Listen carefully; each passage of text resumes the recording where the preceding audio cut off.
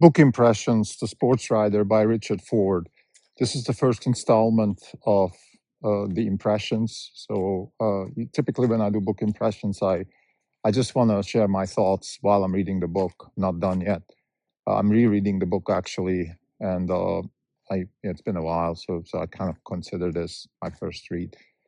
And yeah, I think this is a fantastic book. I think Richard Ford is one of the really special artists of literary English, of the literary English scene in the 20th century, an American writer from the South. So reminiscent of Tom Wolfe, I think definitely in that same category. However, I would say a lot more skilled with prose, less factual, less journalistic, but in that same sense, like just depicting American life in his time. It's a novel, but it's almost like a self-help book also. And I think the theme of the book is purpose. The theme of the book is purpose. He mentions it. There's a cameo of Hemingway and The Sun Also Rises, which is a book that Hemingway wrote after World War One, and where the characters deal with the sense of empty and purposeless living after World War One, and this huge question of what's the point in a world like that. Here, it's a little bit more subtle. It's not about the war. It's a lot more about life. Now, there's loss. There's loss. People, the main characters, have all lost loved ones, kids, wives.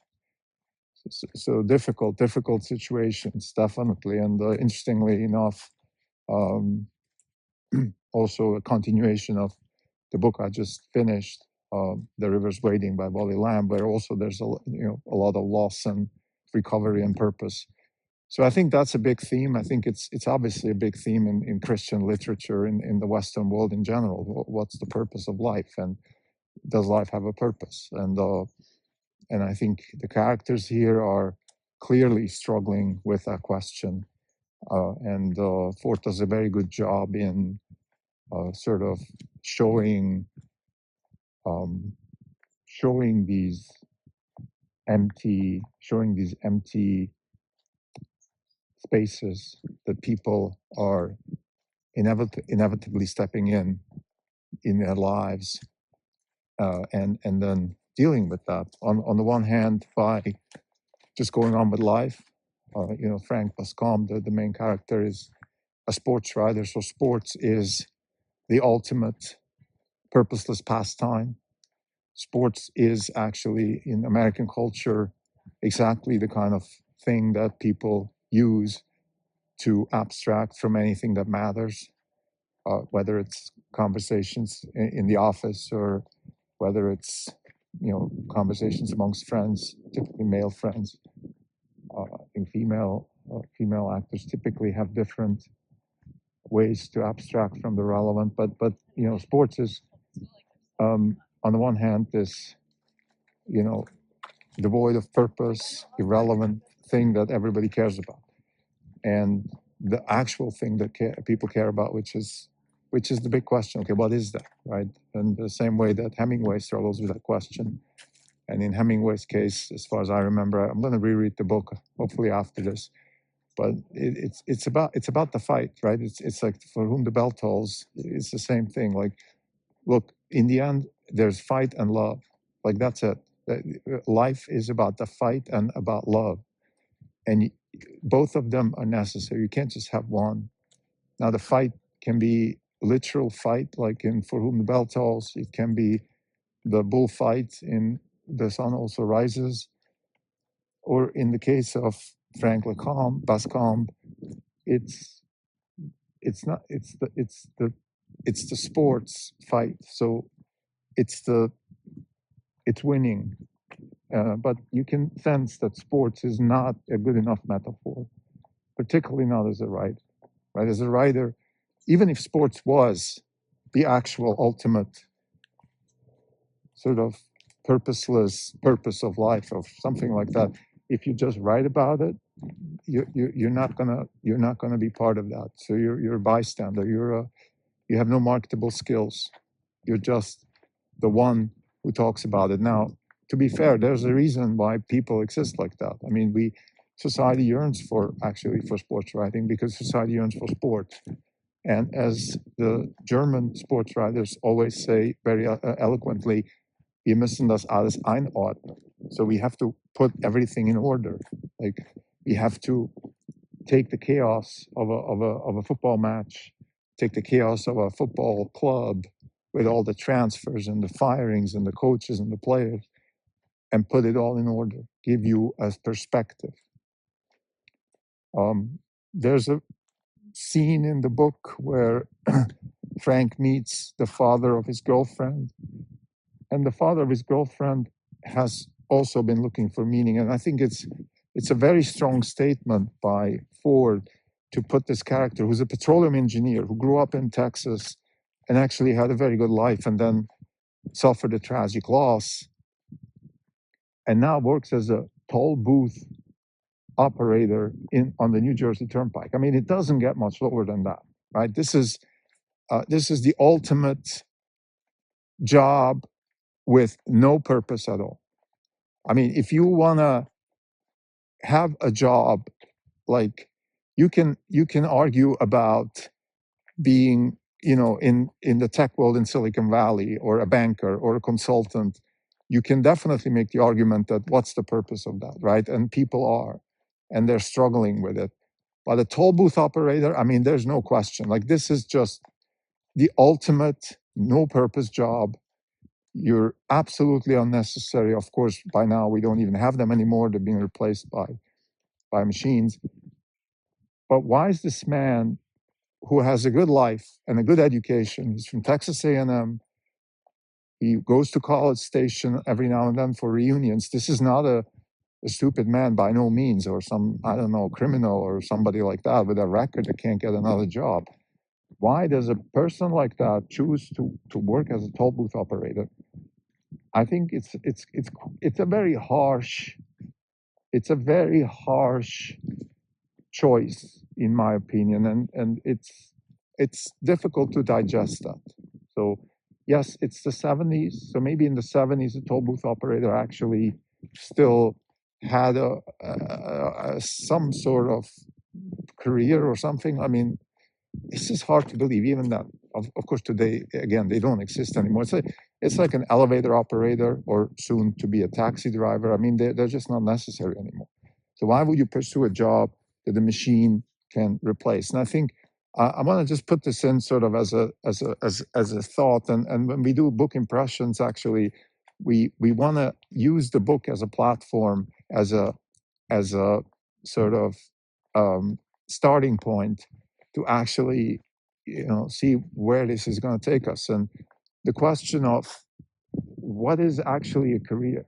Okay, what's worth working? Like, that question comes up in the book, right? Vicky is a nurse. Her father's wife is a crisis operator for a Christian organization. So there are jobs that have native purpose, although sometimes questionably so. And we've had scandals like that with the NGOs and all that. So all these kinds of organizations that tend to have care and human well-being in their mission statement actually end up doing the exact opposite. And then you have companies like Tesla and SpaceX and Anduril and NVIDIA and many other large trillion-dollar companies that have profit as their mission statement, not exactly their mission statement, but as their purpose, and they actually do very well for humanity. So there's quite a dichotomy here.